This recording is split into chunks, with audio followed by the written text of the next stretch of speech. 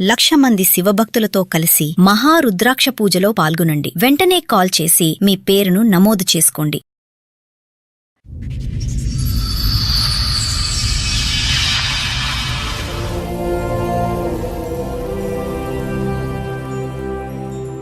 కొన్ని రోజుల తర్వాత ఆమె వేరే కాంటాక్ట్ నెంబర్తో కాల్ చేస్తుంది ఊకే. వేరే కాంటాక్ట్ నెంబర్ అంటే ఆవిడ ఫోన్ నెంబర్ కాకుండా ఇంకో ఫోన్ నెంబరు.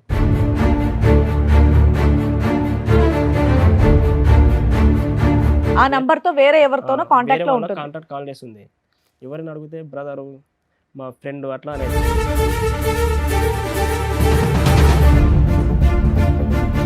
నువ్వు ఇక్కడ ఇంట్లో లేనటువంటి టైం ఎక్కువ ఉంది కాబట్టి ఈవిడ ఫోన్తో టైం స్పెండ్ చేస్తుంది. ఎవరితో ఊకే మాట్లాడుతున్నావు అంటే మా నాన్న అంటది, మా ఫ్రెండ్ అంటే అట్లనే తప్పిస్తాను.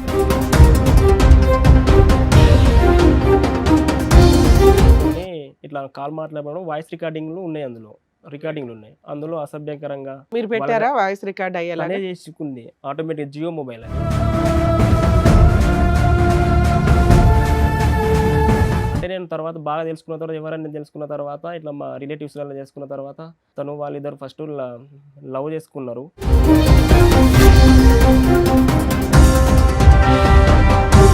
మేమిద్దరం వాళ్ళ ఇంటికి వెళ్ళినప్పుడు నాతో వస్తుంది, పోతాం, మళ్ళీ రిటర్న్లో నాతో రాదు. ఎందుకలా చేస్తున్నావు అంటే, నేను ఒక్కదాన్నే కదా, గార్వంగా పెరిగిన, 1, 2, 3 డేస్ ఆగి వస్తా అట్లా చెప్తుంది.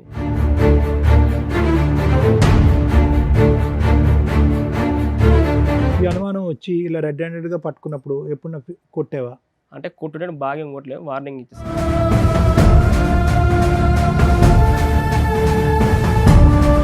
ఇవంతా సంభాషణలన్నీ ఫోన్ కాల్లోనేనా? ఎప్పుడైనా మీరు లేని టైంలో ఇల్లు వదిలి వెళ్ళిన సందర్భాలు ఉన్నాయా ఈ అమ్మాయి?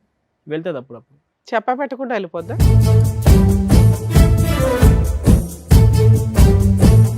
మ్యాచెస్ ఫిక్స్ చేసిన వాళ్ళని కూడా అడిగిన, నువ్వే ఇదంతా ఏదో కావాలని చేస్తున్నావు, అదంతా మా బిడ్డ అలాంటిది కాదని వాళ్ళ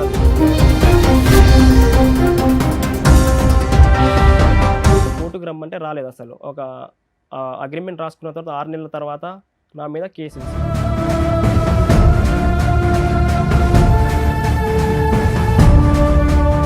ఆ అమ్మాయి చేసే ఘనకార్యాలు మొత్తం చూపెట్టిన, కొన్ని video calls, audio calls, voice recording data తీసుకెళ్ళాను, నేను జిరాక్స్ తీసుకెళ్ళిన.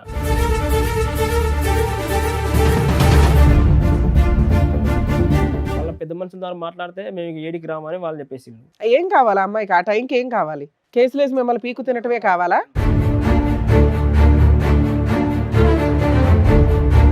పంచాయతీ వరకు 15 నుంచి 20 lakhs వరకు ఖర్చులు వచ్చినాయి. నేనే మొత్తం ఎదురు పెట్టుకున్నా. దేనికి? పెళ్లి ఖర్చులు కానీ అవన్నీ కానీ. 15 to 20 lakhs.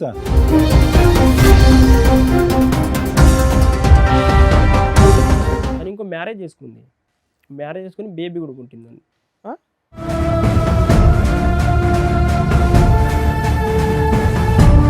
ఆ అమ్మాయికి భయం లేదు, ఆ అమ్మాయి భయం చెప్పేటటువంటి నాదుడు లేడు. ఆ అమ్మాయి తప్పు చేస్తే కనుక ఆ అమ్మాయిని తప్పుని నిలదీసి, నువ్వు తప్పు చేస్తున్నావు కాబట్టి జీవితాన్ని ఇలా సరిదిద్దుకో అని చెప్పేటటువంటి నాదుడు లేదు, వినేటటువంటి ఓపిక లేదు. అటువంటి అతి భయంకరమైనటువంటి ఒక వ్యక్తిత్వానికి నువ్వు వెళ్ళి సింపుల్గా వెళ్ళి 3 ముళ్ళు కట్టేశావు.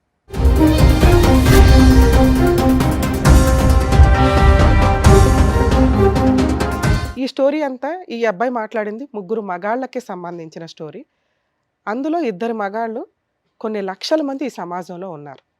చేసుకున్న వ్యక్తి యొక్క ఆలోచన విధానం జస్ట్ ఆ అమ్మాయి ఫోన్ కాల్స్ మాట్లాడడం దగ్గర స్టక్ అయిపోయింది. ఆ అమ్మాయి ఎవరో బాయ్ ఫ్రెండ్తో ఫోన్లు మాట్లాడుతుంది. ఈ ఒక్క పాయింటే వీళ్ళ కాపురం నాశనం అయిపోవడానికి కారణం.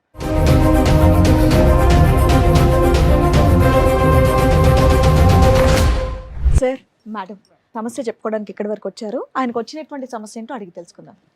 నాకు 2021లో మ్యారేజ్ అయింది, అరేంజ్ మ్యారేజ్. ఓకే. మేము కొన్ని రోజులు కలిసి బాగానే ఉన్నాం. ఆ తర్వాత తను వేరే కాంటాక్ట్ నెంబర్తో ఊకే కాల్ చేయడం. ఎందుకని చేస్తున్నావు అంటే, ఎవరైనా అడిగితే చెప్పలే. చాలా తర్వాత మీరు కొంచెం నీట్గా డీటెయిల్డ్గా చెప్తే మాకు అర్థం అవుద్ది. మీరు ఏమనుకోకపోతే అప్పచెప్పేస్తున్నారు కదా. అమ్మాయితో పెళ్ళైంది, పెద్దలు నిర్ణయించిన పెళ్ళేనా? పెద్దలు నిర్ణయించిన పెళ్ళి మేడం సార్, పెద్దలు నిర్ణయించిన పెళ్ళే. కొన్ని రోజుల తర్వాత ఆమె వేరే కాంటాక్ట్ నెంబర్తో కాల్ చేస్తుంది ఊకే. వేరే కాంటాక్ట్ నెంబర్ అంటే ఆవిడ ఫోన్ నెంబర్ కాకుండా ఇంకో ఫోన్ నెంబరు. ఆవిడ ఫోన్ నెంబర్ కాకుండా ఆవిడకి ఒక మొబైల్ నేను కొనిచ్చిన ఎంగేజ్మెంట్ అప్పుడు. ఓకే. ఆ నంబర్ తో వేరే ఎవరితోనో కాంటాక్ట్ లో ఉంటుంది. కాంటాక్ట్ కాల్ చేస్తుంది. ఎవరైనా అడిగితే బ్రదరు, మా ఫ్రెండ్ అట్లా అనేది పెళ్ళైన ఎంత కాలానికి ఇది? 1 మంత్ తర్వాత 1 మంత్ లోనే? 1 మంత్ వరకు మీతో బానే ఉందా? 1 మంత్ బాగానే ఉంది. అంటే 1 మంత్ అంటే అటు ఇటు పెళ్లి మరి పెళ్ళికి అటు ఇటు తిరగడానికి అయిపోయింది. అప్పుడు ఓహోహో, ఇంకా చుట్టాలు ఇళ్ళకి అటు ఇటు అటు తిరగడం తిరగడానికి. సరిపోయిందంట. అంటే మీ ఇంటికి కాపురానికి వచ్చిన దగ్గర నుంచి అమ్మగారు వేరే ఫోన్ లో బిజీ ఉంది. ఓకే. అప్పుడు బిజీ ఉంటుంది. ఎందుకు మీరేం పని చేస్తారు? మీ వైఫ్ ఏం చేస్తుంది? ఆమె హౌస్ వైఫ్ మేడం. నాది ఎలక్ట్రికల్ షాప్ చిన్న బిజినెస్ ఉంది తొర్రూరులో. మీ ఇంట్లో ఎవరెవరు ఉంటారు? నేను, మా అమ్మ, మా నాన్న, మా ఇద్దరు తమ్ముడు. మా ఇద్దరు ఒక తమ్ముడు హైదరాబాద్లో ఉంటాడు, ఓయూలో చదువుకుంటాడు. ఇంకో తమ్ముడు వరంగల్ ఉంటాడు. ఓకే. మా పేరెంట్స్ ఇద్దరు ఇంటికాడ ఉంటారు. ఉమ్. నేనేమో మా ఇంటికాడ నుంచి డైరెక్ట్ బిజినెస్ ఉన్న దగ్గరికి ఏరియాకి వెళ్ళి డైరెక్ట్ వెళ్ళి వస్తా. ఎంత దూరం నాన్న, ఎంత ప్రయాణం ఉంటుంది మీ ఊరికి? నీ 1 అవర్ వచ్చుడు 1 అవర్ సార్. ఓహో. 3 అవర్స్ ప్రయాణానికే పోతుంది. మరి నువ్వు ఇక్కడ ఇంట్లో లేనటువంటి టైం ఎక్కువ ఉంది కాబట్టి ఇప్పుడు ఫోన్తో టైం స్పెండ్ చేస్తుంది. ఎవరితో ఊకే మాట్లాడుతున్నావు అంటే మా నాన్న అంటది, మా ఫ్రెండ్ అంటే అట్లనే తప్పిస్తా అంటది. మీరు వచ్చిన తర్వాత కూడా మాట్లాడుతూనే ఉంటుందా ఫోన్లో? వచ్చిన తర్వాత మాట్లాడదు. నేను ఒకవేళ వచ్చిన తర్వాత కొన్నిసార్లు నేను ఈ నంబర్లు కొన్నిసార్లు డిలీట్ చేసేది, కొన్నిసార్లు డిలీట్ చేయదు. చూసాను ఎవరి నెంబర్ అయిన తర్వాత నాకు తెలిసిన తర్వాత ఎవరి నెంబర్ అంటే మా ఫ్రెండ్, మా నాన్న అట్లా అంటది. నువ్వు ఫోన్ చెక్ చేసేవాడు. చెక్ చేసి అసలు అంటే ఫోన్ చెక్ చేయాలని మీకు బిజీ ఎందుకు వచ్చినప్పుడు అనిపించింది? ఎవరితో మాట్లాడదని చెక్ చేసిన సార్. బిజీ వచ్చినప్పుడు ఓకే కాల్ వెయిటింగ్ రావడంతో కాల్ డౌట్ వెయిటింగ్. వచ్చింది. అంటే రైట్. సరే ఇంతకుముందు ఒకసారి కాల్ చేసినప్పుడు మా నాన్నతో మాట్లాడాను. తర్వాత మళ్ళీ ఇప్పుడు చేసినప్పుడు కాల్ వెయిటింగ్ వస్తే ఎవరితో అంటే మళ్ళీ మా నాన్నే అంట. ఎందుకు చేసి ఇంతకుముందు చేసింది ఎందుకంటే ఊరికే చేసి అలా అనేది. అలా అలా నడిచిన తర్వాత ఎందుకు చేసిన తర్వాత నేను ట్రూ కాలర్లో నేమ్ కొట్టి చూస్తే ఒక అనోన్ పర్సన్, ఒక మెన్ పర్సన్ ఉంది. ఎవరైనా చూస్తే చెప్పట్లే అసలు. తర్వాత కొన్ని రోజుల తర్వాత ఎన్ని రోజులకు తెలిసింది మీకు ఈ విషయం? ఒక 2 months తర్వాత తెలిసింది మేడం. 2021లో విత్ ఇన్ 2 months లో తెలిసిపోయింది మీకు? తెలిసిపోయింది. ఆ.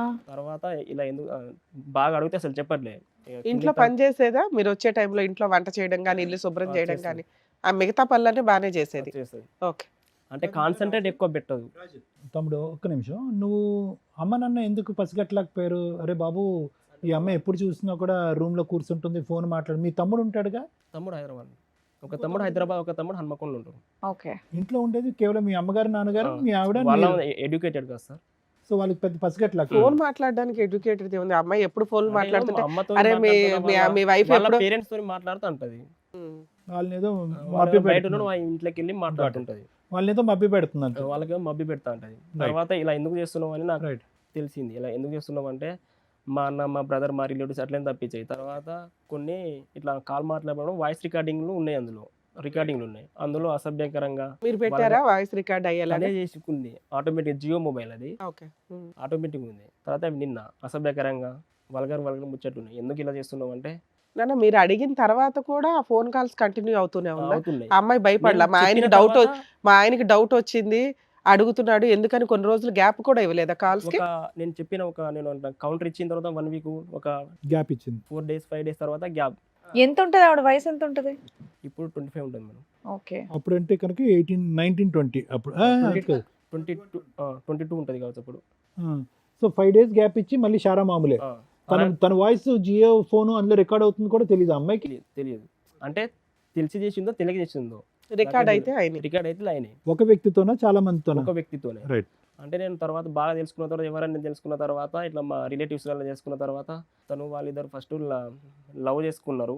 ఆ అబ్బాయికి ఇస్తామంటే వాళ్ళ ఇంట్లో ఒప్పుకోలేదు. వాళ్ళకి ఏం లేదు ఆస్తుపాస్తులు, డ్రైవర్ చేస్తాడని వాళ్ళకి ఏం లేదు. నాదేమో బిజినెస్ అని ఇట్లా షాప్ ఉందని నాకు ఇచ్చిళ్ళు, మ్యారేజ్ చేసిళ్ళు. మీ వైఫ్ వాళ్ళకి ఏం ఆస్తులు ఉన్నాయండి? తను వాళ్ళ ఇంట్లో ఒకటే బిడ్డ మేడం. ఇచ్చిన వాళ్ళకి కొంచెం బెటర్ పొజిషన్ లో ఉన్న వాడికి ఇవ్వాలి. ఇంట్లో ఒకటే బిడ్డ, ఎవరు లేరు, బ్రదర్స్ కానీ సిస్టర్స్ కానీ ఎవరు లేరు.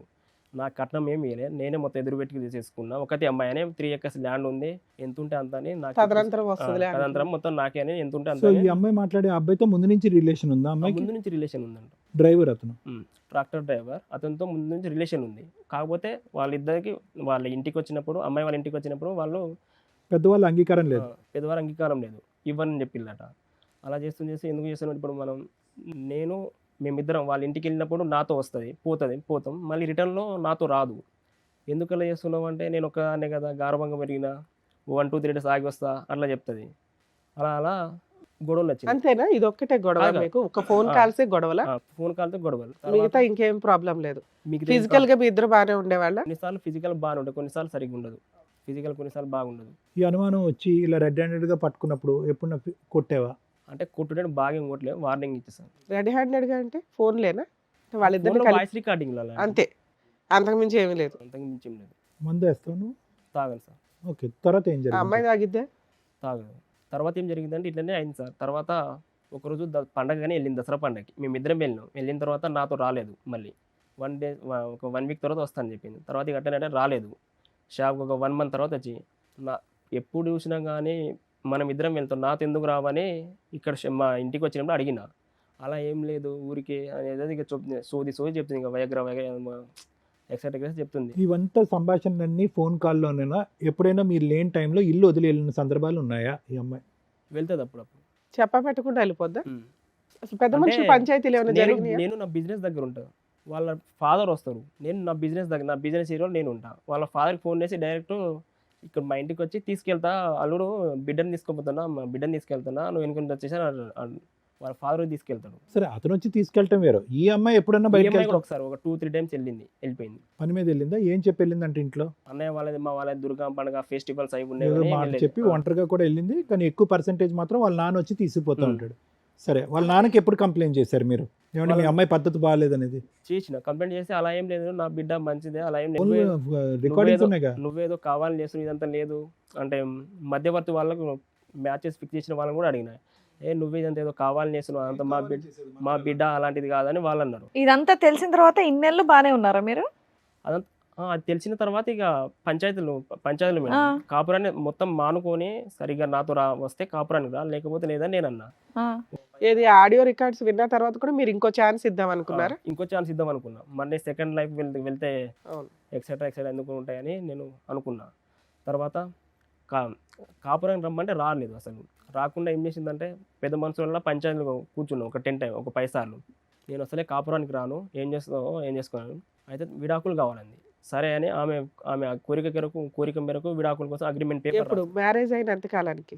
ఒక 2 ఇయర్స్ తర్వాత మేడం. 2 ఇయర్స్ ఇలాగే నడిచిందా మీ పంచాయతీలో? ఒక 6 నెలలే మేము కలిసి ఉన్నాం. ఆ తర్వాత నుంచి వాళ్ళ ఇంటికి వెళ్ళిపోయింది. 6 నెలలు మీరు పంచాయతీలు పెట్టుకుంటూ వచ్చారా? 6 నెలలు కలిసి లేము.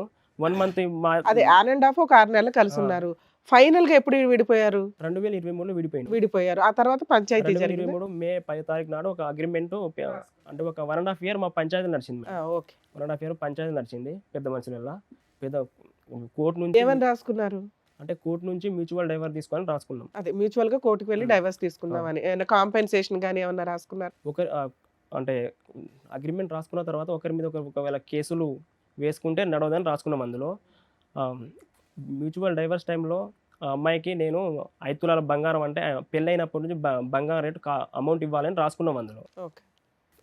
అమౌంట్ ఇస్తా నేను ఒక లాయర్ని మాట్లాడుకొని మ్యూచువల్ డైవర్స్ కోసం అమౌంట్ ఇచ్చేసిన. కోర్టుకు రమ్మంటే రాలేదు. అసలు ఒక అగ్రిమెంట్ రాసుకున్న తర్వాత 6 నెలల తర్వాత నా మీద కేసు వేసింది. నాతో పాటు మ్యూచువల్ డైవర్స్ అగ్రిమెంట్ రాసుకున్నారు.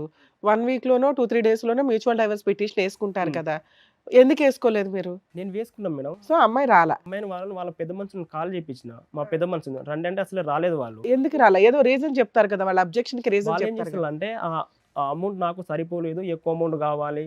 ఎంత అడిగింది? ఎక్స్ట్రా ఎంత అడిగింది? ఒక 10 lakhs వరకు కావాలండి. ఓకే. అగ్రిమెంట్ లో ఎంత అనుకున్నారు నాన్న? 5 తులాల బంగారం 5 తులాల బంగారం అమౌంట్ ఇవ్వాలని రాసుకున్నాం. 5 తులాల బంగారం అమౌంట్ మీరు ఇచ్చేశారు. 2021లో పెళ్ళైనప్పుడు బంగారం కాస్ట్ ఎంత ఉందో ఆ అమౌంట్ 5 తులాల అమౌంట్ ఇవ్వాలని రాసుకుందాం. డైవర్స్ అప్పుడు ఇవ్వాలని. డైవర్స్ అప్పుడు ఇవ్వాలి. నువ్వు పెద్దల సమక్షంలోనే ఇచ్చావా? ఇవ్వలేదు సార్. ఇవ్వలేదు సార్. ఇంకా ఇవ్వలేదా? అంటే తన డైవర్స్ రోజు రాసుకోవాలి, డైవర్స్ కి రాలేదు ఆ అబ్బాయి. డైవర్స్ రమ్మంటే రాలేదు. ఒక 6 నెలల తర్వాత నాతో పాటు మా బ్రదర్స్ మా ఫ్యామిలీ మెంబర్స్ అందరి మీద కేసు వేసింది. 498 case file 498 DVC DPA 3 DVC case, DP act. Okay. చెప్పుకుని చేయకుండా కేసింది. నేను పిఎస్ నుంచి కాల్ వస్తే నేను వెళ్ళిన. మీ మీద కేసు అయిందని నా మొబైల్ తీసుకున్నారు పిఎస్ వాళ్ళు. ఎందుకు? మీరు సరెండర్ అరెస్ట్ చేసేస్తాం అన్నారేంటి? సరే అన్నారు మేడం, ఐడియా రావట్లేదు. మొబైల్ తీసుకున్నారు, కాసేపు వెయిట్ చేయించారు. తర్వాత ఏమైంది మేడం అంటే మీ భార్య మీ మీద కేసు వేసింది అని. ఎందుకు వేసింది మేడం? మేము ఆల్రెడీ తను విడాకులు కావాలండి, ఆ విడాకుల ప్రకారం మేము ఒక అగ్రిమెంట్ రాసుకున్నాం కదా, ఇలా కేసు ఎందుకు వేసింది మేడం అంటే ఇదంతా నాకేం తెలియదు, చట్టాలన్నీ అమ్మాయిలకి అనుకూలంగా ఉంటాయి, అమ్మాయిలకి అనుకూలంగా ఉంటాయి, పుడితే అమ్మాయిలాగానే పుట్టాలండి. తర్వాత ఇది పుడితే అమ్మాయిలాగానే పుట్టాలి ఈ జనరేషన్లో. ఈ డైలాగ్ ఒకటి మంచి డైలాగే, ఎందుకంటే లీగల్ టర్మినాలజీలో పరిస్థితులు అట్లా ఉన్నాయి అబ్బాయి వాళ్ళే. అలా అంది మేడం. తర్వాత ఇక నాకు బాగా అంటే ఫ్రస్ట్రేషన్ బాగా వచ్చింది. ఇక నేను ఏం చెప్పుకోలేదు. ఆడ ఆ అమ్మాయి చేసే ఘనకార్యాలు మొత్తం చూపెట్టిన. కొన్ని video calls, audio calls, voice recording data తీసుకెళ్ళాను. నేను జిరాక్స్ తీసుకెళ్ళిన. ఇవన్నీ తను తప్పు చేసి నా మీద చేయడం కరెక్ట్ కాదు కదా మేడం అంటే ఇక తను ఏం మాట్లాడలేదు. పుడితే అమ్మాయి లాగానే సరే పుడతారు. అమ్మాయిని పిలిపించి కౌన్సిలింగ్ ఏదో ఉంటది, అది ఎందుకు జరగలే మీ కేసు? కౌన్సిలింగ్ జరగలేదు, ఎందుకని పిలిపియలే, అమ్మాయిని కూడా పిలిపియలే. పిలిపించలా? ఎందుకని అంటున్నా. పిలిపియండి అని నేను పిలిపియండి మేడం అన్న, ఒకవేళ తను వస్తే తీసుకెళ్తా అన్న, ఇట్లా కూడా అన్న. ఉం. తను రాదట అంటుంది మేడం.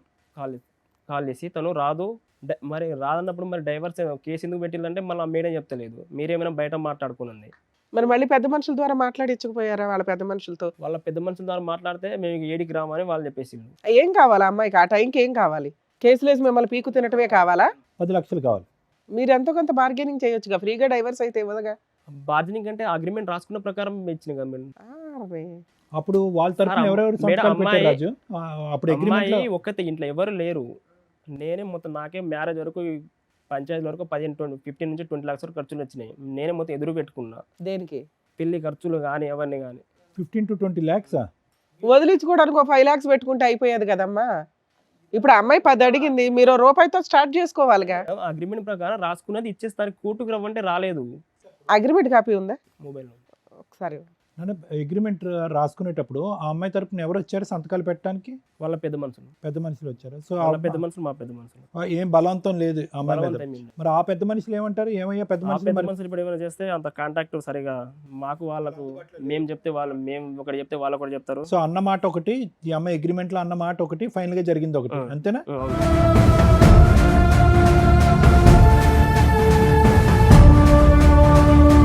ఇప్పుడు 10 లక్షలు ఇవ్వలేని పరిస్థితి అనేది, లేదంటే ఇచ్చిన తర్వాత కూడా ఈ అమ్మాయి మళ్ళీ తారుమారు చేస్తుంది అనేదా? ఏంటి అసలు నీ భయం? మళ్ళీ ఒకవేళ ఇచ్చిన తర్వాత కూడా తారుమారు చేస్తుందనే, అంటే అమౌంట్ అడుగుతుంది.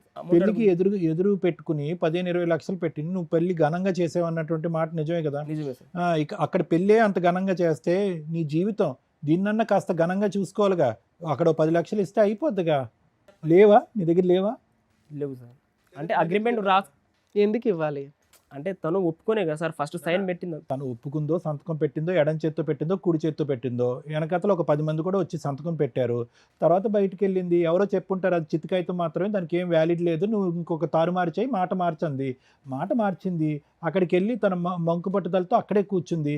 నువ్వు 10 లక్షలు ఇచ్చి నువ్వు హ్యాపీగా డైవర్స్ తీసుకుని ఇంకో పెళ్లి చేసుకోవచ్చుగా. నీ జీవితం అయిపోవట్లేదా ప్యారలల్గా? అదే సార్, తన ఇష్ట ప్రకారంగా తనే ఫస్ట్ పెట్టింది సైన్, దాని ప్రకారం నేను ఇస్తా అని. సో అప్పుడు అలా ఒప్పుకున్నారు కాబట్టి ఇప్పుడు నేను ఎందుకు ఎక్స్ట్రా ఇవ్వాలనుకుంటున్నాడు ఈయన. చేసి తప్పంతా తను, మళ్ళీ నేను ఎందుకు ఎక్స్ట్రా ఇవ్వాలి? ఎంత ఎక్స్ట్రా ఇవ్వాలి ఇప్పుడు చెప్పు? 5 లక్షలు అప్పుడు రేట్ అంటే ఎంత పడింది? అంటే అప్పుడు అంటే 2.5 లాక్ 3 lakhs 2.5 lakhs ఉండవు సార్ అప్పుడు. నువ్వు ఇంకా అడిషనల్గా ఒక 7.5 8.5 పెట్టాలి, అంతేనా? 7.5 పెట్టడానికి మీరు రెడీగా లేరు. అప్పుడు అన్న మాట తను నిలబెట్టుకోలేదు. అడిగలేను సార్. అంటే ఆ అమౌంట్ నాకు ఇచ్చేయి, కాకపోతే నేను కోర్టుకు రాను అంది అప్పుడు, మ్యూచువల్ డైవర్స్కి. సో ఇప్పుడు ఇక్కడ నుంచి మీకు ఏం కావాలి? ఇప్పుడు మా మీద ఉన్న కేసులు తీసేయాలని నేను. ఓన్లీ ఒక కేసే కదా 498 కేసు పెండింగ్ ఉంది. ఇంకోటి డీవీసీ మీద ఉంది. డొమెస్టిక్ వైలెన్స్ కూడా ఉందా? మెయింటెనెన్స్ ఏమన్నా అడుగుతుందా? లేదు, తను ఇంకో మ్యారేజ్ చేసుకుని బేబీ కూడా పుట్టిందండి. పెళ్లి చేసేసుకుంది ఆవిడ, ఎవరిని? పాప కూడా. ఎవరు అతనేనా? అతనే లవర్నే పెళ్లి చేసుకుంటా? లవర్ కాదు, వేరే అతను, మళ్ళీ వేరే అతను పెళ్లి చేసుకుని. మళ్ళీ అతను వస్తాడేమో ఇక్కడికి. ఏ ఊరయ్యా? అంత అడ్డంగా డైవర్స్ కూడా రాకుండా వేరే మ్యారేజ్ చేసుకొని పిల్లలకి అంటున్నారా? అదేదో లవర్ని చేసుకుంటేనన్నా అర్థం ఉంది. అదే వేరే అతన్ని పెళ్లి చేసుకొని పాపను కూడా కాదు, లవర్ని అలా స్టాండ్ బై ఉంచుతుందేమో కంటిన్యూ. లవర్ డిస్ట్రిబ్యూట్ నడుస్తా అంటే అతనికి ఇద్దాం అనుకున్నారు కావచ్చు, అతను చేసుకుని అని మళ్ళీ అతను వేరే మ్యారేజ్ చేసుకున్నాడు. ఎవరు లవరా? ఆయన నమ్ముకొని నువ్వు అనవసరంగా నీ కాపురం రోడ్డు మీద వేసుకున్నావు. వాళ్ళిద్దరు మ్యారేజ్లు చేసుకుంటారు, తర్వాత ఫోన్ లో మాట్లాడుకుంటారు, వాళ్ళకి జియోలో రికార్డ్ అవుద్దని కూడా తెలియదు. ఆ అమ్మాయికి వేరే మ్యారేజ్ అయింది, ఒక బాబా పాప పాప పుట్టింది అనే దానికి నీ దగ్గర ఎవిడెన్స్ ఏముంది? ఫొటోస్ ఉన్నాయా? ఫొటోస్ లేవు, ఒకటి ఎంసీ హాస్పిటల్ రిపోర్ట్ ఉందా? కాదు, ఇప్పుడు మీరు కోర్టులో పిటిషన్ వేసినా దొరికిద్దిగా అమ్మాయి ఇప్పుడు డెలివరీ అయిందా లేదా అని.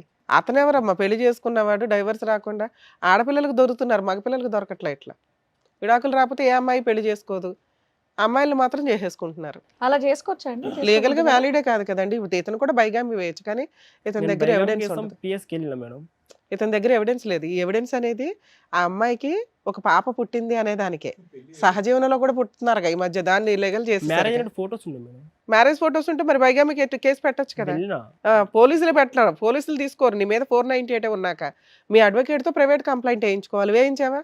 అడ్వకేట్ దగ్గరికి వెళ్తే మనం వేస్తే చాలా టైం పడుతుంది, ప్రాసెస్ అవుతుంది, పిఎస్ వాళ్ళు వేస్తారు. కాకపోతే నీ దగ్గర ఏదో కావాలని అలా చేస్తున్నారని అతను సలహా ఇస్తాను. మరి పిఎస్ దగ్గరకు వచ్చి మాట్లాడి చేయించుకోవచ్చుగా, చేయించుకున్నారా? పిఎస్కి ఒక 10-20 times వెళ్ళినా మేడం.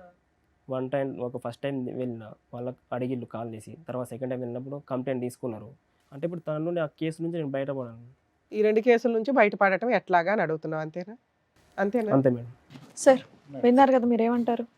రాజు, ఇప్పుడు ఇక్కడ మా దగ్గరికి వచ్చింది ఒకటి, కేసులు విత్డ్రా చేయమని చెప్పి. రెండోది ఏంటంటే కనుక ఆ అమ్మాయిని ఆల్రెడీ టైం టెస్టు, ప్రపంచంలో ఉన్న అన్ని నాసా టెస్టులు, ఈ టెస్టులు, అన్ని టెస్టులు అయిపోయినాయి. ఏం టెస్టులు అయినాయి? పెళ్ళైనటువంటి 2 నెలల నుంచి ఆ అమ్మాయి పక్కన పంచాయతీ మొదలుపెట్టింది. పెళ్ళైనటువంటి తర్వాత ఆ పంచాయతీ పెట్టడం వల్ల నువ్వు పట్టుకున్నావు, నిలదీసావు, అయినా కానీ భయం లేదు. 5 రోజులు ఆగింది, మళ్ళీ షారా మామూలే. రికార్డింగ్లు అవుతూనే ఉంది, ఆ అమ్మాయి మాట్లాడుతూనే ఉంది. అంటే ఇక్కడ మనకు అర్థమైంది ఏంటంటే ఆ అమ్మాయికి పెళ్లి మీద ఒక గౌరవం కానీ, ఒక భయం కానీ, భక్తి లేదు అని చెప్పి. ఇందాక నుంచి టైం టెస్టింగ్ అంటున్నాను. అంటే ఒక వ్యక్తిత్వాన్ని టెస్ట్ చేయడానికి నీకు పెళ్ళైనటువంటి 2 monthsలోనే ఈ అమ్మాయి వ్యక్తిత్వం ఏంటన్నది అర్థమైపోయింది. అంటే ఏంటి? భయం లేదు, భక్తి లేదు, ఆలోచన లేదు, భవిష్యత్తు మీద ఒక ఇది లేదు, ప్లస్ పెళ్లి మీద ఒక గౌరవం లేదు. ఇన్నిట్ల మధ్యలో నీకేం గౌరవం ఉంది? నీకు అసలు గౌరవం లేదు. ఆ అమ్మాయి మొదటి నుంచి ప్రిపేర్ అయిపోయింది. ఏదో రోజు ఇతను దొరకపడతాడు.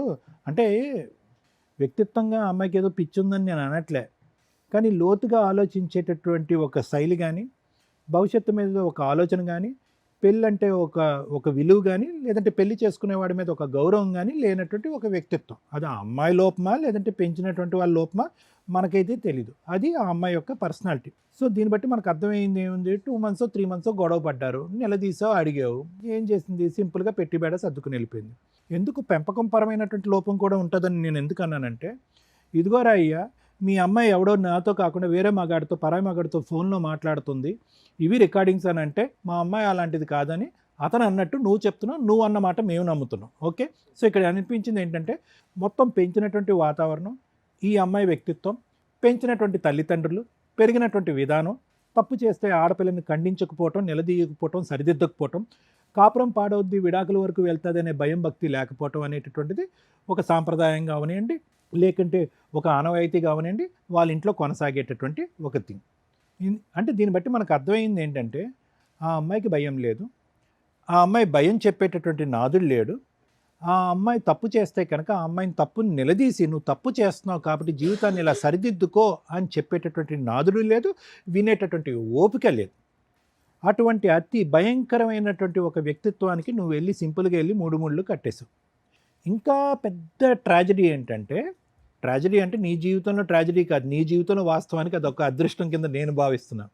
అరే ఈ కేసు కింద నడుస్తూ ఉంటుంది, నేనైతే మాత్రం పెళ్లి చేసుకుంటాను. పెళ్లి చేసుకోవటం కూడా ఎవరితో చేసుకుంది? ఏ కారణం వల్ల నీ పెళ్లి చెడిపోయిందో వాడిని చేసుకోలేదు, వెళ్ళి ఒక బక్రాన్ని చేసుకుంది. ఆ బక్రావాడు ఏం చేస్తున్నాడు? మన టీం వాళ్ళు ఫోన్ చేస్తే ఆడుది గుడ్డ అవేం లేదు, నా పిల్లమే, ఆడేవాడో నాకు తెలియదు, నేను ఏ ఫోను మాట్లాడినని ఫోన్ పెట్టేస్తున్నాడు. అంటే అతను బక్రా అవటానికి 360 degree రెడీ అయిపోయాడు అతను. సో అటువంటి అమ్మాయికి అటువంటి వాళ్ళు ఉంటేనే సరిజోడు అనమాట, నీలాంటి వాళ్ళు కుదరదు. ఇదంతా నేను ఎందుకు చెప్పుకుని వచ్చాను అంటే కనుక, నీ జీవితం ఎక్కడ అయిపోయింది? ఇప్పుడు లాయర్ మేడం గారు ఫోన్ చేసి, ఏ అమ్మా ఈ పనికిరాని కేసులు ఎందుకు పెట్టావు, విత్డ్రా చేసేయాలంటే, అవును మేడం మీరు ఫోన్ చేశారు కాబట్టి మేము కేసులు విత్డ్రా చేసేసుకుంటాను అనేటటువంటి బ్యాచ్ ఈ అమ్మాయి. బ్రహ్మదేవుడు దిగి వచ్చినా కూడా తన పట్టిన కుందేలకు 3 కాళ్ళు అనేటటువంటి ఒక భయంకరమైనటువంటి వ్యక్తిత్వం, లీగాలిటీస్లో ఉన్న లూప్ హోల్స్ అన్నీ తీసుకుని ఒక మాట మీద నిలబడినటువంటి వ్యక్తిత్వం. ఎందుకంటే ఆ రోజు పంచాయతీలో ఏమైంది? సంతకం ఒక్కటే పెట్టలేదు ఆ అమ్మాయి. వచ్చినటువంటి పెద్దవాళ్ళు అందరికీ, నీకు కూడా అందరికీ రకరకాల టోపీలు వేసింది అమ్మాయి. అక్కడ పక్కన మార్కెట్లో కొని నీకు ఒక ఎర్ర టోపీ, వాడికి ఒక కుచ్చి టోపీ, ఇంకొక అమ్మాయికి ఒక పచ్చ టోపీ, అందరికీ టోపీలు వేసి వెళ్ళింది అంతే అమ్మాయి. అది అమ్మాయి వ్యక్తిత్వం. అంటే ఎక్కడికక్కడ మాట్లాడటం. నువ్వేమంటున్నావు? సంతకం పెట్టింది కదండి అంటున్నావు. అరే ఆ అమ్మాయి చెప్పేటటువంటి జీవితానికి, ఆ అమ్మాయి ఒక మాటకి, ఆ అమ్మాయి ఒక ఆలోచనకి, వ్యక్తిత్వంకి ఒక స్థిరత్వం లేదు. సంతకానికి ఏం స్థిరత్వం ఉంటుంది? గట్టిగా కూర్చోబట్టి మాట్లాడితే నేను కాదు మా పక్కింటి ఆంటీ సంతకం పెట్టింది అంటది. ఎందుకు ఇవన్నీ? నేనేమంటున్నానంటే, నువ్వు వెళ్ళి కొండని ఢీకొంటున్నావు. నీ స్థానంలో ఒకప్పుడు నువ్వు పెళ్లి చేసుకోవాలి, జీవితాన్ని ఇంకో విధంగా ముందుకు తీసుకెళ్ళాలి. అనవసరంగా ఒక 7.5 లక్షల దగ్గర అంతే మొత్తం నీ పోరాటం అంతటి యొక్క విలువ 6.5-7.5 లక్షలు. దానికి మించి 6.5-7.5 లక్షలకి మించినటువంటిది ఏంటంటే కనుక నీకు ఉండేటటువంటి పట్టు. సంతకం పెట్టి ఒప్పుకున్నటువంటి అమ్మాయి ఈరోజు బ్యాక్ ఆఫ్ అయ్యి నా చేతే 10 రూపాయలు ఎక్కువ ఎందుకు కట్టిస్తుంది? నేను ఎందుకు కట్టాలి అనేటటువంటి ఆలోచన శైలి. నువ్వు కండం ఢీకొంటున్నానన్నా. ఈరోజు ఆ అమ్మాయి ఈ మొత్తం ప్రయాణం వల్ల ఏమీ నష్టపోలేదు. ఆ అమ్మాయికి ఉండే అంత జుట్టులో నువ్వు ఒక ఏకవి. అది తీసి ఇలా పక్కన పడేసింది. వెళ్ళి ఒకటితో పెళ్లి చేసుకుంది, వాడితో బిడ్డను కంది, జల్సాలు చేసుకుంటుంది. నువ్వు గట్టిగా ఇక్కడ మళ్ళీ నెక్స్ట్ ఎపిసోడ్లో ఇక్కడ కూర్చునే లోపల అక్కడ ఇంకో డెలివరీ అయిపోద్ది. ఎవరు పోతున్నారు? ఇక్కడేమొచ్చి ఈ కేసుల వల్ల ఏ అన్యం పుణ్యం ఎరిగినటువంటి మీ తమ్ముళ్ళు ఉద్యోగాలు పోతున్నాయి, వాళ్ళ భవిష్యత్తు పాడైపోతున్నాయి. కేసులు ఉంటే కనుక రేపొద్దున అమ్మాయిని ఇవ్వడానికి ఎవడో ముందుకు రాడు. ఇదంతా అటు తిరిగి ఎక్కడ 6.5 లక్షలు 7.5 లక్షలు. అరే బాబు, నీకు 6.5-7.5 లక్షలు కట్టేటటువంటి స్తోమత ఉందా అంటే కనుక ఖచ్చితంగా నీకు ఉండే ఉంటుంది. 15-20 లక్షలు పెట్టి ఎదిరించి నువ్వు వెళ్ళి పెళ్ళే చేస్తున్నాడు. జీవితాన్ని బాగు చేసుకోవడానికి 6.5-7.5 లక్షలు ఖర్చు పెట్టలేకపోతున్నావు. నువ్వు ఎలక్ట్రికల్ షాప్ ఉంది, ఎంతో కొంత బిజినెస్ నడుపుతున్నావు. ఏం చేస్తారు తెలివైనటువంటి వాళ్ళు? ఇంతేనా నీ పోరాటం? ఒక్క పెద్ద మనిషి లేడు ఇంత స్థానంలో నీతో పాటు నిలబడి ప్రయాణం చేయడానికి. ఒక్కరు లేరు నీతో పాటు పోరాటం చేయడానికి. ఎందుకు అంటే కనుక ఒక ఓడిపోయేటటువంటి వ్యక్తిత్వంతో నువ్వు పోరాడి గెలవాలి అని అనుకుంటున్నావు. అంటే ఒక కాన్స్టెంట్గా నేను ఓడిపోను, నేను ఇలాగే నిలబడతాను, నా జీవితాన్ని నేను ఇలా నిలబెట్టుకుని నేను ముందుకు వెళ్ళిపోతాను. ఎవరో ఒకడు వస్తాడు, నన్ను పెళ్లి చేసుకుంటాడు. అలా పెళ్లి చేసుకునేవాడు ఈడు కాకపోతే 10 మంది ఉన్నారు. లవర్ లేడు ఇక్కడ, ఎవడో వచ్చి పెళ్లి చేసుకున్నాడు. సో అమ్మాయి గట్టిగా విజిలేస్తే 10 మంది నిలబడేటటువంటి వ్యక్తిత్వం అమ్మాయిది. Happy, she very happy. నువ్వు డిప్రెషను, డీమోటివేషను, టెన్షను, డబ్బులు ఖర్చు, పిచ్చి పట్టిన వాళ్ళ నువ్వు తిరుగుతున్నావు. సో కాబట్టి ఏంటంటే ఇక్కడ పోరాటమా నేను పోరాడాలి, నేను ఫైట్ చేయాలి, నా వ్యక్తిత్వాన్ని కాపాడుకోవాలి, మాట మీద నిలబడినటువంటి అమ్మాయికి బుద్ధి చెప్పాలి అనేటటువంటిది ఏదన్నా ఉంటే కాస్త తీసి పక్కన పెట్టాలేమో అనేది సైకలాజికల్గా నా అభిప్రాయం, మానసికంగా నా అభిప్రాయం. ఎందుకు ఇక్కడ బాధితులు ఎవరు? నువ్వు ఒక్కడే పెళ్లి చేసినందుకు నువ్వు ఒక్కడే బాధిత కాదు. వృద్ధాప్యంలో ఉన్నటువంటి నీ తల్లిదండ్రులు ఈరోజు బలిపశువులు అయ్యారు, నీ 2 తమ్ముళ్ళు బలిపశువు అయ్యారు. ఇంత మానసిక వేదన, ఇంత కుటుంబ త్యాగం చేసి ఏం పోరాటం, ఏం గెలుపొందాలని? ఈరోజు ఎంత మంది పెద్దవాళ్ళు మాట్లాడినా, ఎన్ని పోలీస్ స్టేషన్ చుట్టూ తిరిగినా, వాస్తవానికి నువ్వు పెట్టేటటువంటి బైగమీ కేసు అనేటటువంటిది అది నిజంగా ప్రాక్టికల్గా ఎవరైనా ఆ కేసు టేకప్ చేసి ఫైట్ చేసినా కూడా అక్కడ కూడా ఆ అమ్మాయి అక్కడ ఆ ఇంట్లో కాపురం చేస్తూ పిల్లల్ని గంటూనే ఉంటుంది, నువ్వు తిరుగుతూనే ఉంటావు అనేది నా అభిప్రాయం. ఇలాంటి వాళ్ళని ఇచ్చి పోండి, నీ చావు నువ్వు సస్తావులే అన్నట్టుగా ఆలోచించుకుంటూ నువ్వు కూడా బ్రతక నేర్చి ఏమన్నా డబ్బుల లెక్కల పరంగా ఏమన్నా లెక్క తేలితే కనుక ఆ లెక్క తేల్చుకుని నువ్వు బతుకు, నువ్వు బాగుపడు, నీ కుటుంబాన్ని కాపాడుకో. ఇది మంచి సలహా. సరే మేడం ఫోన్ చేయండి, అమ్మాయి కేసులు విత్డ్రా చేస్తుందంటే అస్సలు ససేమిరా. అటువంటి వ్యక్తిత్వాలు చాలా ఒక మర్రి చెట్టులాగా ఆ వేర్లు ఎక్కడో పాతాళ లోకంలో ఉంటాయి. అవి నరుక్కుంటూ వస్తే కనుక నాకు ఒక 70-80 సంవత్సరాలు వస్తాయి, నీకు ఒక 40-50 సంవత్సరాలు వస్తాయి. వర్కౌట్ అవుతుంది. ఈ కేసుకి సంబంధించిన వాళ్ళు ఒకళ్ళు ఈ కేసుకి ఎగ్జాంపుల్, నేను ఏదైతే కోర్టులో ఒక జడ్జిమెంట్ చూపించి మాట్లాడతామో అలా ఈ కేసు ఎగ్జాంపుల్ చెప్తాను.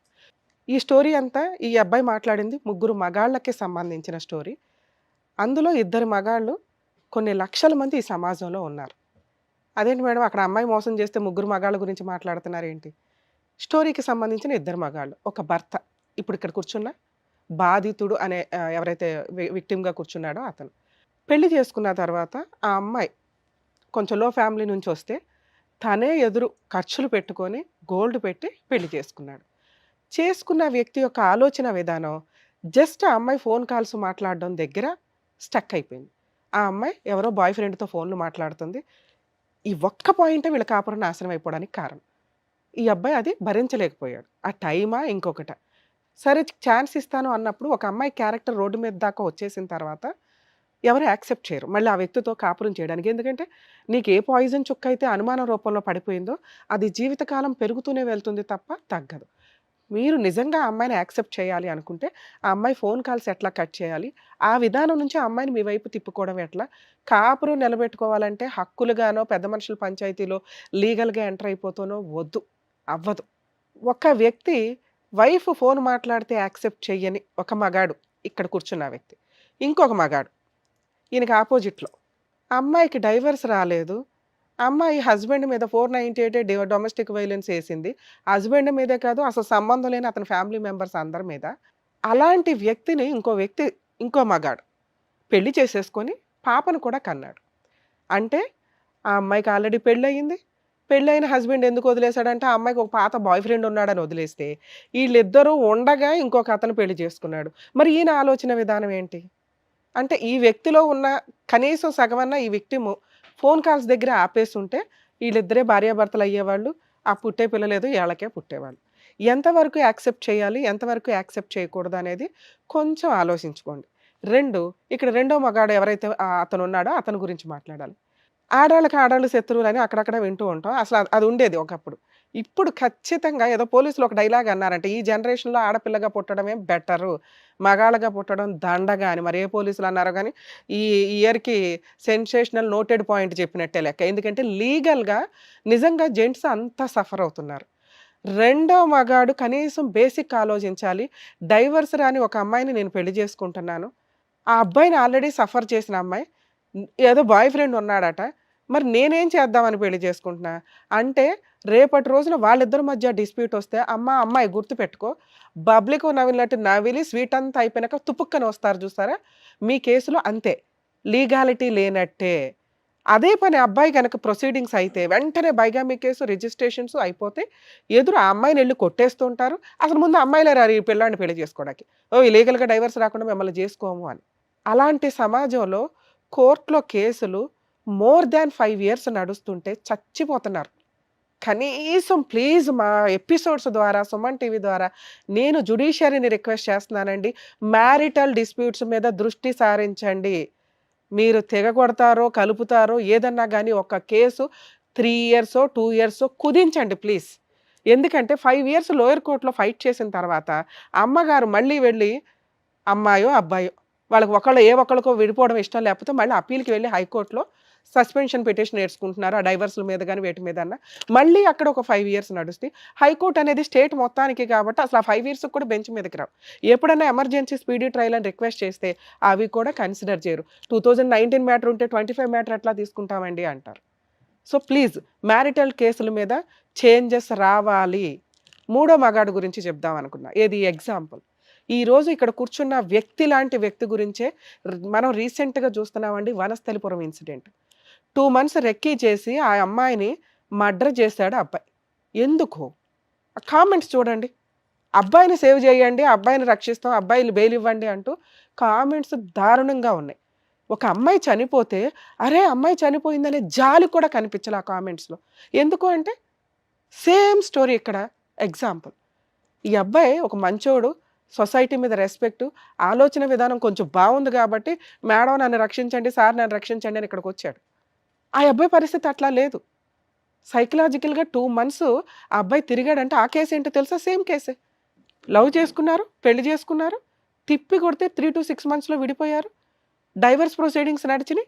అయినా 498 డీవీసీ కంటిన్యూ చేస్తూ వేరే వాడిని పెళ్లి చేసుకుని వనస్థలిపురంలో హ్యాపీగా కాపురం పెట్టేసింది. అక్కడ లుకౌట్ నోటీసులు మళ్ళీ ఇదేదో పెద్ద ఇంటర్నేషనల్ క్రైమ్ కేసుల్లాగా ఫ్యామిలీ మ్యాటర్స్‌లో. ఆ అబ్బాయి కెనడా వెళ్ళాల్సినోడు ఆగిపోయాడు. ఆ అబ్బాయి ఒక క్రూయల్ పర్సన్‌గా క్రూయల్ యాక్ట్ చేయడానికి, క్రైమ్ చేయడానికి ఎవరు ప్రొవోక్ చేసినట్లు? ఏ ఇన్సిడెంట్లు ఇక్కడ తీసుకొచ్చినాయి? Law and ఆర్డరా? లీగల్ కేసులా? లేదా ఆ అమ్మాయా? లేదా ఒక పెళ్లి అనే సిస్టమా? వీటి గురించి ప్లీజ్ దయచేసి ఆలోచించాల్సిన ఇన్సిడెంట్. ఇంకొక విక్టిమో, అక్యూజ్డో ఇక్కడ కూర్చున్నాడేమో అని నా భయం. ఇప్పుడు ఇతనికి విక్టిమ్‌గా ఉండొచ్చు. బయటికెళ్ళినాక అక్యూజ్డ్ అవ్వడానికి అవకాశం ఉంది. ఎవరు ఈ ఇన్సిడెంట్‌లో అబ్బాయిని క్రిమినల్‌గా చేస్తున్నారు? బేసిక్ అబ్బాయి అడుగుతున్నది ఏంటి? మేడం ఈ కేసులు త్వరగా అన్నా తేల్చండి. నిజంగా అమ్మాయి పెళ్లి చేసుకుంది. ఇదిగోండి మెడికల్ రిపోర్ట్ ఆ అమ్మాయికి డెలివరీ అయిందంటే పెళ్లి ఫోటోలు తేండి. ఆళ్ళిద్దరూ సహజీవనం చేస్తున్న ఫోటోలు తేండి అంటే ఎవరు దొరుకుతారు? ఆ అబ్బాయికి ఎవిడెన్స్‌లో దొరకవు. అదృష్టం కొద్దేమో ఫోటో ఉంది గాని దానికి పోలీసులు తీసుకోవట్ల. కర్మ పెళ్లి కావాల్సిన 2 బ్రదర్స్ కూడా కేసులో ఇరుక్కున్నారు. వాళ్ళకి జాబులు డ్యామేజ్ అయినాయి. ఎందుకు క్రూయల్‌గా మారరు? ఎవరు వీళ్ళని క్రూయల్‌గా చేస్తున్నారు? ఈ రోజున అతను ఇక్కడ కూర్చోవడం వల్ల మేము అతని వాయిస్‌ని కొన్ని లక్షల మంది విక్టిమ్‌లు జెంట్స్ వాయిస్‌ని మీకు రిప్రజెంట్ చేస్తున్నాం. ముగ్గురు మగాళ్ళు, ముగ్గురు డిఫరెంటే. ప్రెజెంట్ అతను విక్టిమ్ స్టేజ్‌లో ఉన్నాడు.